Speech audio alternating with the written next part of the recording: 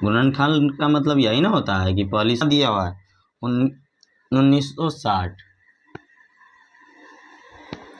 इसमें से बोल रहा है कि मौसा 14 है, इनका जो मौसा, तो आप ये इस बोल रहा है उन संख्याओं को निकालिए। उन संख्याओं को आप निकाल सकते हैं आराम से। इसको निकालने की दो विधि है, आप दोनों विधि में से किसी भी विधि का उपयोग कर सकते हैं।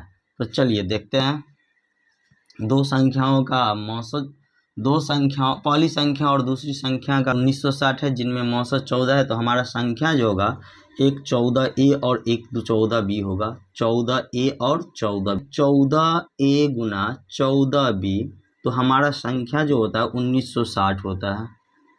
आप देख सकते हैं 14 से काटेंगे तो 14 बार में कटेगा, ठीक ना। 14 से काटेंगे 14 दाहिने 140, यानी A गुने B का मान जो होगा 10 होगा। तो हमारा संख्या क्या क्या हो सकता है आप देख सकते हैं।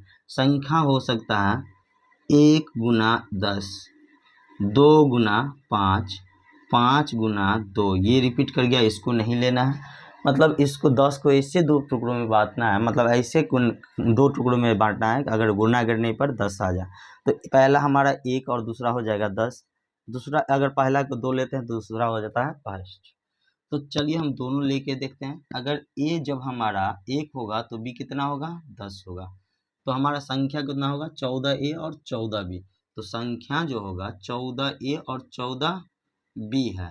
तो 14A 14B, तो संख्या हो जाएगा दोस्त 14 गुना 1 और 14 गुना 10। तो हमारा हो जाएगा 14 और 14 दाहिन 140।